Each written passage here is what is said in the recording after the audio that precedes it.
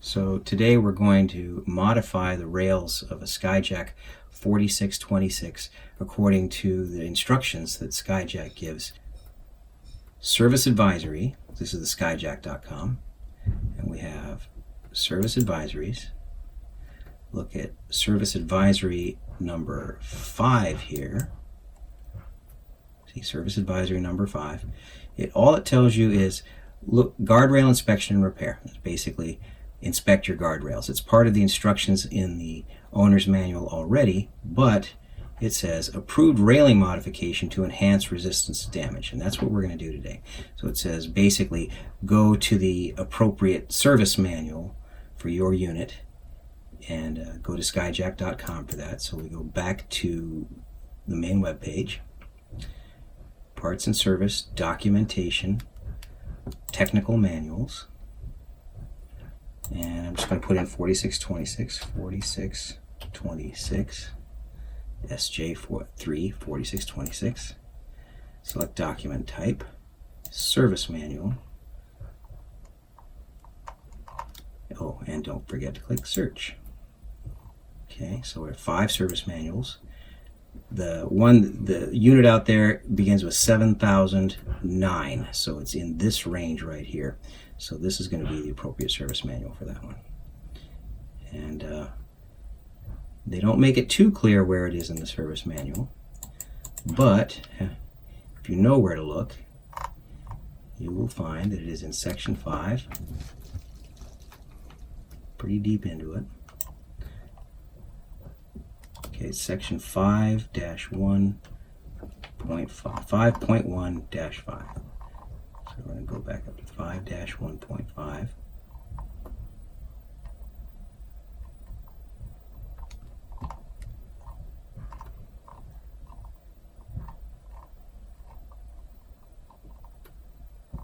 Okay, here you go. So, railing modification to enhance resistance to damage. Okay, and here you'll get complete instructions. Basically, you're going to cut out these vertical struts, and we're going to take out these small bolts and replace them with a large bolt. And it's pretty straightforward, so read the instructions carefully so that you understand what the process is, and I'm going to give you a demonstration of that outside. Prior to 2013, these Skyjack 4626 and 4632s had a vertical member supporting the fixed rail part of the guardrail and 2 small bolts holding the sliding portion of the extendable guardrail. The update that Skyjack is recommending is that you remove this vertical member and then take the 2 small bolts out and replace them with a single bolt that will hold the sliding portion of the extendable rail much more securely to the fixed rail. These are the 3 pins. Okay, they're all in place. Over here, 2 of the pins are in place. 3rd pin is down here. Okay.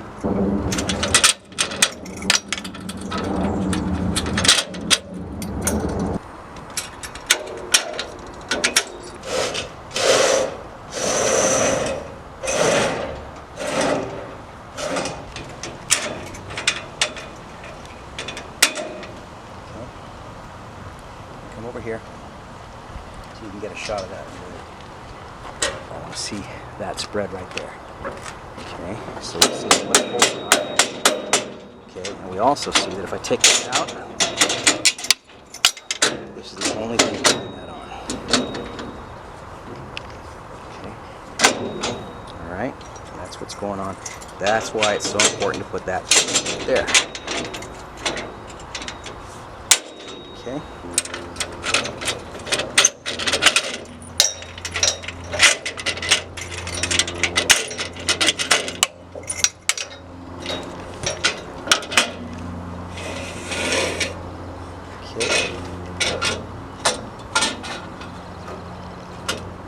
Now watch this. Watch right here. Wow. See that? What's your focus point? You like that? Yeah. Okay. Get a good idea of the deformation of that. You note that there's this plastic glide right here on the top. Okay.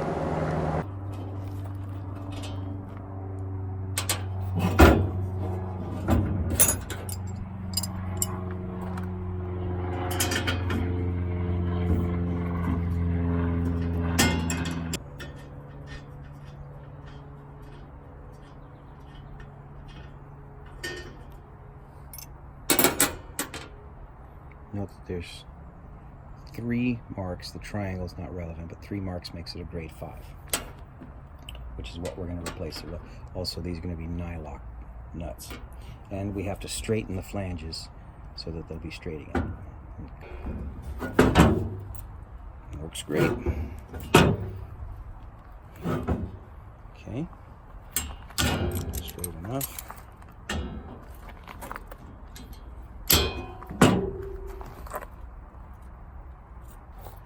I'm going to say while I'm at it, I'm going to straighten the other end too.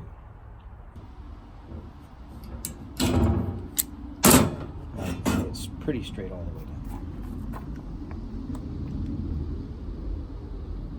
Using proper safety equipment, we're going to cut right through that bar right there and remove that nut bolt and take this completely off the machine.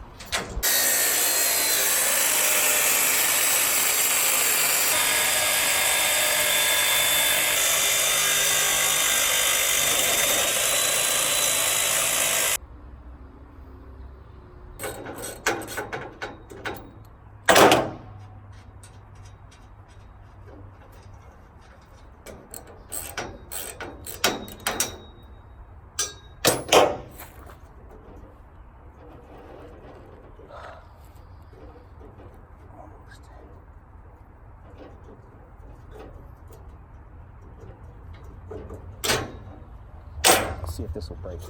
Yep. Okay. These nuts that we pulled off are not 5/16, so they won't fit through the holes. Okay, as you'll see later, those are too big. So I can get the grinder now, and I'm going to finish grinding that.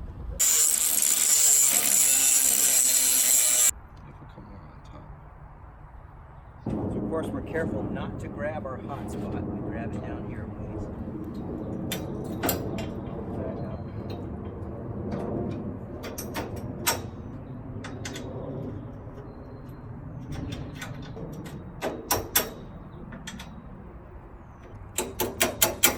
The famous rail.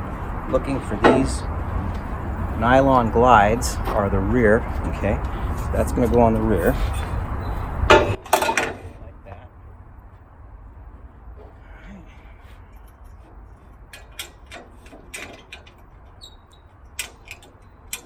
Pin that little guy in place because that's the one right there.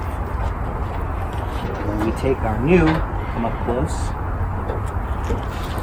Because our local Ace Hardware did not have grade 5 but only has grade 8, so we have 6 lines at equidistant or equal angular positions right there.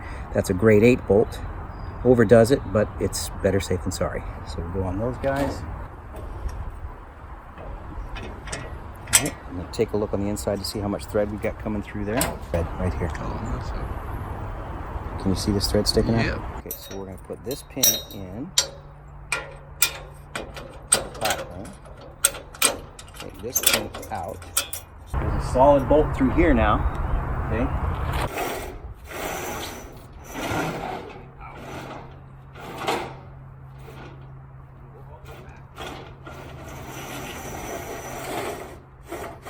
So now this bolt from every section, and when I pulled the deck out, this bolt was able to slide right past where this guy used to be. So this used to be right in here and would prevent that bolt from passing through here, but now that we've removed this bolt can get right past it. That's it. Okay, so here what we have on the deck are tools used and parts left over when you're done. What you've got are the 4 little stub bolts that came off of each end, the 2 pivot bolts in their nuts. One nut went AWOL during the process. The arms that were cut off, or the vertical members that were cut off. And always when working on these helps to have a plastic mallet to drive out pins when they're getting sticky. In this particular case, the rails here They're not in the best of shape, so the tools used to fix that, basically the vice grips just to straighten the ends of the flanges. And in this case, this rail had a pretty good whoop-de-doo over here on the outside. So 2x4 fits nice and snugly inside the channel. Bodywork hammer, do a little bodywork on it, straighten it out pretty nice. Don't forget also, wasn't shown here, but always touch up the raw metal where you've cut it off on the bottom there. And make sure you're using grade 5 or better hardware for the new through bolts that are on the rails now. Now this rail is not coming off under any circumstances whatsoever. And always, when cutting, use your face shield. Use your choice of cutter. I was using friction blade on a circular saw and a grinder to clean it up. And that's it.